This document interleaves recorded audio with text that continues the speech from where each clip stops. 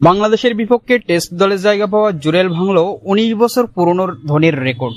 ভারত জাতীয় দলে তার অভিষেক হয়েছে গত ফেব্রুয়ারিতে ইংল্যান্ডের বিপক্ষে টেস্ট সিরিজ দিয়ে। নিজেকেই চিনিয়েছেন ওই সিরিজেই। মহেন্দ্র সিং ধোনির জন্মশহর রাঁচিতে ধুঁকতে থাকা ভারতকে টেনে তুলেছিল ধ্রুব জুরেলের ৯০ রানের লড়াকু এক ইনিংস।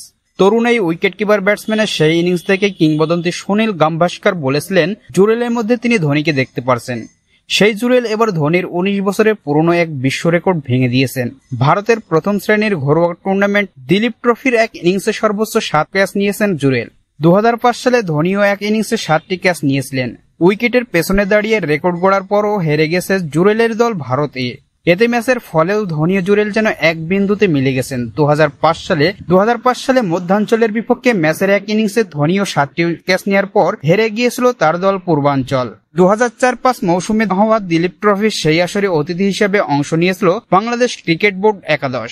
দিলীপ ট্রফিতে কিপিং এর রেকর্ড গড়লেও ব্যাট হাতে ২ ইনিংসেই ব্যর্থ হয়েছেন জুরেল। তবে বাংলাদেশের বিপক্ষে ১৯ সেপ্টেম্বর শুরু হতে যাওয়া চেন্নাই টেস্টের ভারতীয় স্কোয়াডে জায়গা পেয়েছেন তিনি। অবশ্য ঋষভ পান্ত প্রায় ২ বছর পর ভারতের টেস্ট দলে ফেরায় একাদশে জুরেলের না থাকার সম্ভাবনাই বেশি।